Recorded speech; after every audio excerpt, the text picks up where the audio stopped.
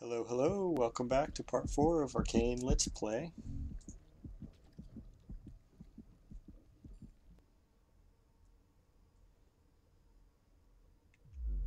In part 3 we unlocked this door to a room full of brains.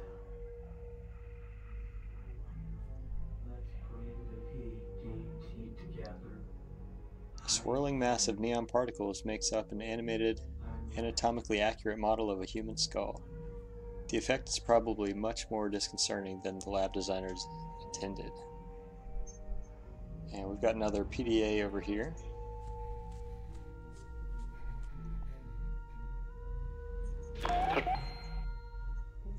This is Sharon Cayne Musk. Lots of entries this time. Oh, January 27th. That fucking bitch. I mean, I get it. She's John's daughter. She's a big deal or whatever. But I'm a Cayne, and that spoiled brat needs to know her place. So maybe I'm not her biological mother. Not some nobody's gutter whore from the dust colonies. But her father and I are lovers now. She has to accept that and show some respect. I think I'm going to start insisting that she call me mother, just for today's insolence. And I could probably use John's pathetic piety to play the two of them off each other when she inevitably defies me. That should be amusing. Besides, without me, the whole team would be totally screwed because I'm the only one who can go near Samantha. Me, not Julia, not even John. Me. February 10th. Samantha and I have a mutual understanding, I think. A experiential bond. Okay. Me and my disabilities, and she with her idiosyncrasies. Ever since the stroke, people treat me like I'm different, like I'm other, so I can empathize with her. She's more than just a product to me. She's a collaborator, a conspirator even. It's not like anybody else knows about our special experiments. The CEO has arrived at the facility. If I hadn't handled some of the paperwork myself, I'd probably have known anyway because John's especially devout about his purification rituals when we met last night. Sorry. I was still scrubbing blood out of the upholstery this morning. The shit I tolerate for my career prospects. And then on March 23rd, since when am I accountable to the fucking support staff? That Danny Boylan has become a constant and insufferable nuisance, skulking around in my lab and asking too many questions. He's in charge of managing the facility's life support systems, not our research work. I told Samantha about it. She said I should bring her Danny's pet parrot. I think she said that. It's the kind of thing she would say. Note: during the weekly inventory, I noticed that 2 grubs are missing from the habitat. Julia's sleazy friend of mine from Mine Transfer has been hanging around our department lately, and he's expressed an overly keen interest in our specimens. Did he take them? And for what? And this one is a message from Sharon to Danny Boland. Subject: accident. Your bird got into Samantha's birthing lab somehow and was killed. It may be some consolation to know that, despite such a regrettable tragedy, we've gleaned valuable information from Samantha's behavior in the process. She prefers to prolong the suffering of her prey, for example. This could be useful in our research. Sorry about that, Sharon. June 6th. I think that John and Julia aren't talking to each other. Between the food poisoning epidemic, a frustrating lack of real progress in our department's work, and her consistent refusal to properly acknowledge me as part of the family, I guess everything is a bit volatile at the moment. Samantha thinks it's hilarious, but I'm questioning my own precarious position in the middle of things now. John is locking himself up in his office, and sulking all day isn't exactly helping me. And Julia's sullen disregard is now turning into blatant hostility. Not fucking constructive, Sharon. June 18th. Samantha has been sort of subdued for the last week or so. She won't tell me what the problem is, but I think it might be something to do with the temperature in the labs. Danny Boland is enforcing new atmosphere maintenance regulations, ostensibly to eliminate thermal fluctuations in food storage as a possible reason for the ration spoiling. But I suspect it's petty revenge for the parrot incident. With the temperature now below the habitat's usual 95 degrees, Samantha's grubs are drowsy and morose. July 1st. I visited the atmospheric control room today to see if I could adjust the temperature in our labs, and I made the most intriguing discovery. Somebody has been collecting body parts and making some sort of thing. An organic simulacrum, maybe. I must assume this is some secret, obviously desperate new research development in Dr. Adams' department. So I've told John and Julia about it. Tensions have now been temporarily forgotten as our team redoubles its own efforts to resolve the problems of advanced organ regrowth. Samantha has become increasingly uncooperative, though. I think she liked it when everybody was preoccupied with the circumstantial drama and not her. September.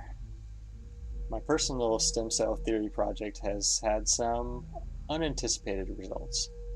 I've developed what appears to be a cluster of sphincter-like gland ducts around my lower abdomen, groin, and upper thighs, somewhat resembling those found in the more mature grub specimens, that emit some sort of musky, jellious discharge, perhaps a pheromone. Did I mix up my glial regeneration sequences, or were the samples contaminated? It doesn't matter now. John's become obsessed with them. I suppose the flagellation thing should have clued me into his predilection for kinky sex stuff, but this is a whole other level. I won't lie though, it's kind of hot. Clinical improvement on my mobility and speech issues is limited, however. So that's a bust. Shit. December 19th. We've been in lockdown for the week, and only briefly released today for an emergency drill. Something is going on around here, but nobody's talking about it. First the food poisoning, then the fungus infestation, and now, what? I'm down to my last pack of cigarettes. I shouldn't have taken this fucking assignment. I'm not even directly related to Cayne, only through marriage, and my second cousin at that. But here I am, stuck in this crumbling science museum, sleeping with a decrepit zealot pervert, and trying to mend my troubled relationship with the creature from the Black Lagoon, because it's the only really meaningful thing I have in here. What have I become? Then we got another message from Julia Kern to Sharon. Project update. Sharon, we need to discuss the situation with Samantha. It's important. Meet me in the birthing lab nexus in 15 minutes. Julia. The unlock code is, and then we've got another code for the birthing lab nexus door. We'll just write that down.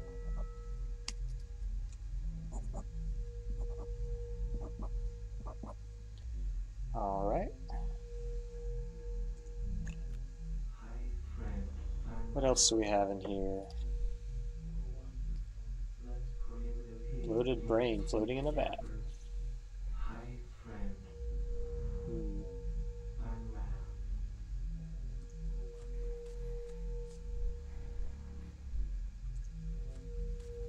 Personal data tag printer. Personal data tag printer.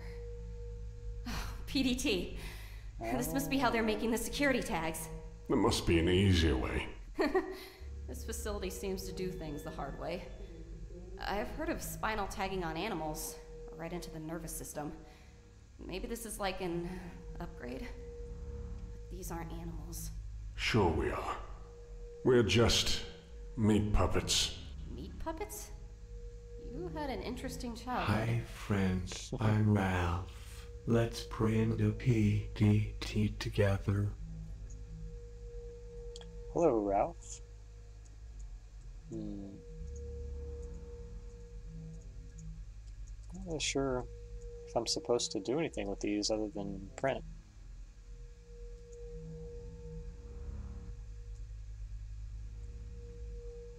Well, I can't even print.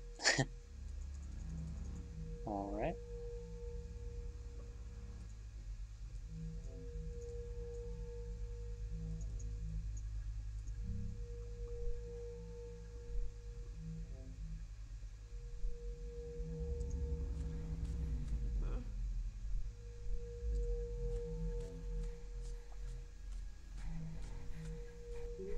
Let's see what we have in our inventory.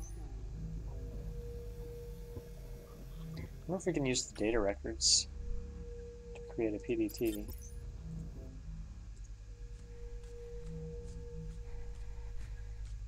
Stupid Hadley. Nope.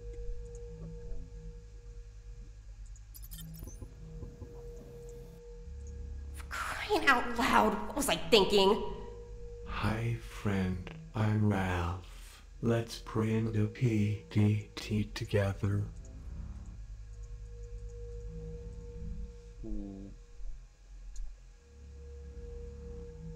I guess the only thing we really got from here was the code. So let's go back and try to open that other door. We still have to figure out what this is for.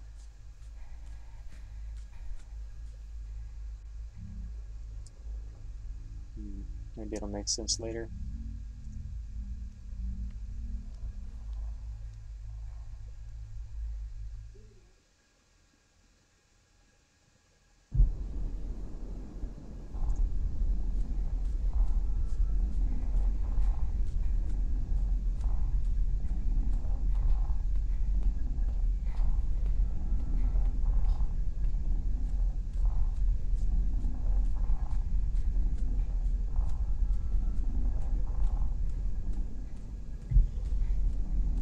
Still wonder if there's something going on with this fan that we can maybe use later.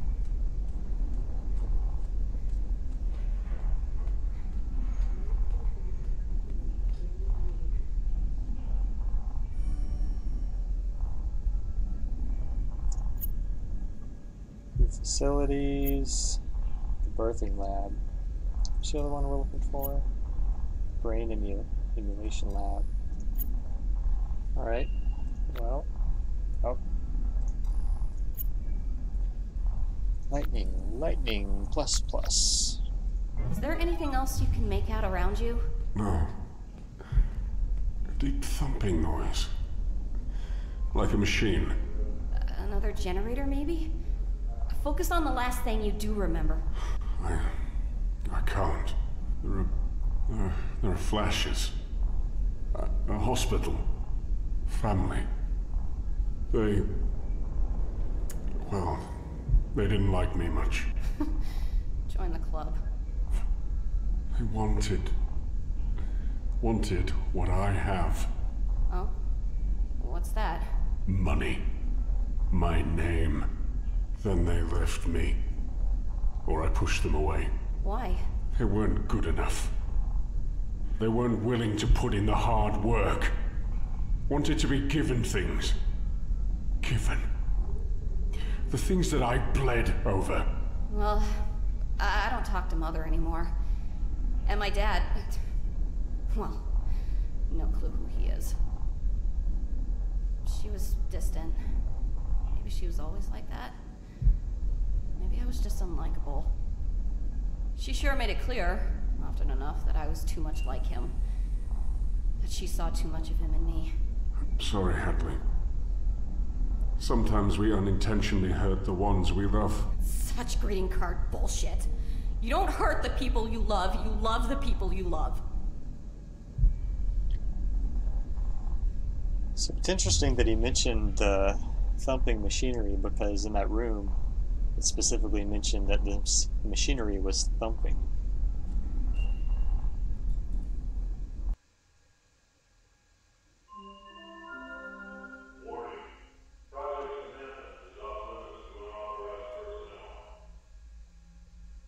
Alright.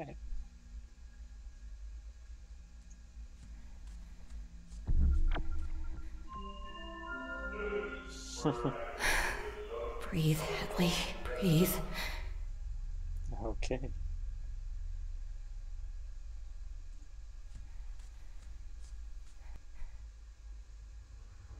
So we have two ways we can go here. Let's check out the closer one.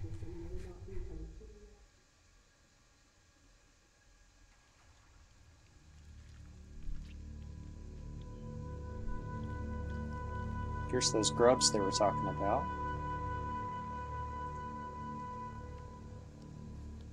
Oh, God. It must smell terrible in there. Gag just thinking about it.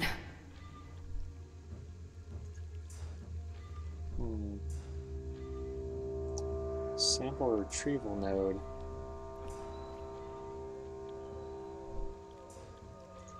Notice braided canister require full drop extraction. Alright, so we need to get a canister to use this. Braided canister require full drop extraction. So we'll be on the lookout for that. And let's check out the computer terminal.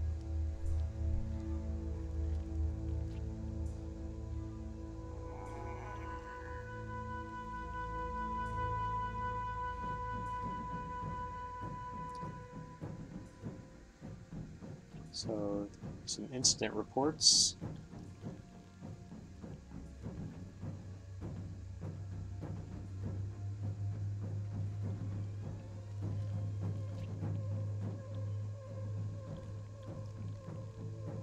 Okay, so I think these are the grub names, not names of scientists, because it says Vlad was removed from the habitat using a canister. Extreme aggression. Now consumed appendages from Nero.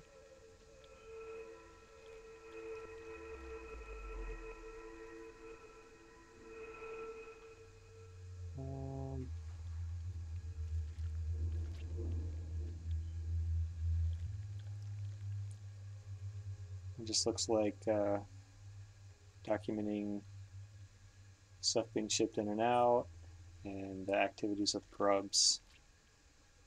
They respond negatively to maternal vocal calls. Possible grub containment because of a rupture in the enclosure. The gas is agitating Samantha, and looks like now we have the password for the crew facility.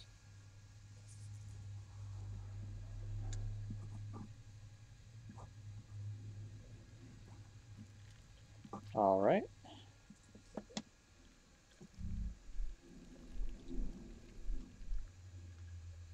Still wonder if we have to do anything with the retrieval system, but let's go check out the other door.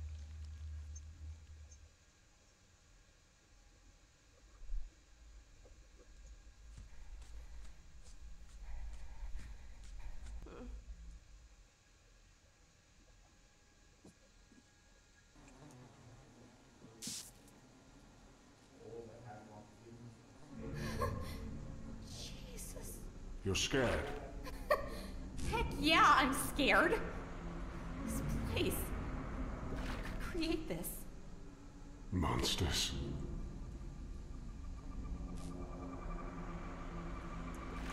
Alright, I think we'll stop there for part 4. See you next time in part 5.